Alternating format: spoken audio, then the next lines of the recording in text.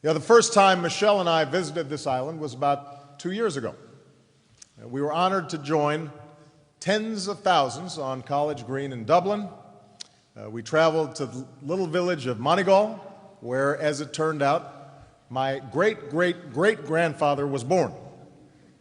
And I actually identified this individual in this place only a few years ago.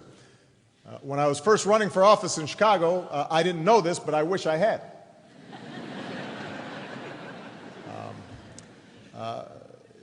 When I was in Chicago, as I was campaigning, they'd look at my last name and they'd say, "Oh, there's an Obama from the homeland running on the south side, so he must be Irish, but I've never heard the Gaelic name Barack."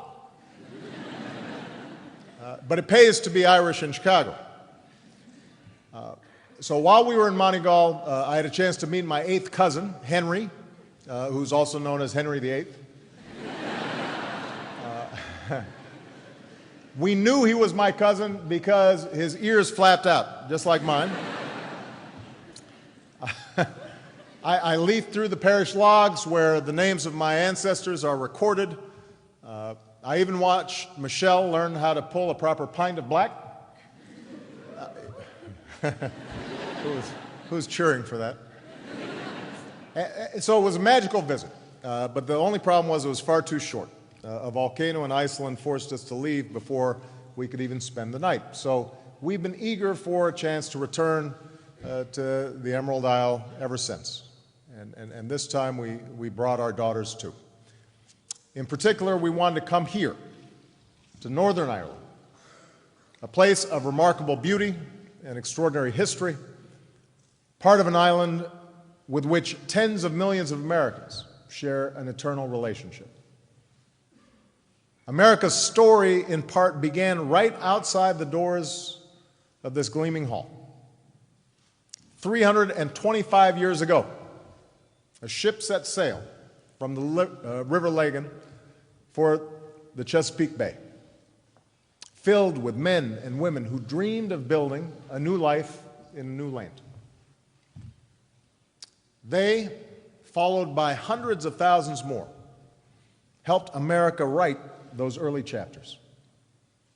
They helped us win our independence. They helped us draft our Constitution.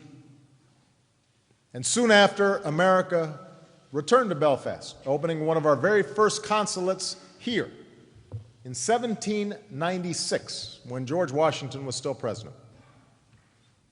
So today, names familiar to many of you are etched on schools and courthouses and solemn memorials of war across the United States.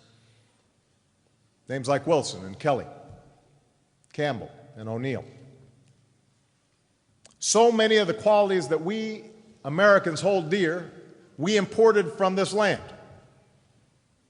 Perseverance, faith, an unbending belief that we make our own destiny, and an unshakable dream that if we work hard and we live responsibly, something better lies just around the bend.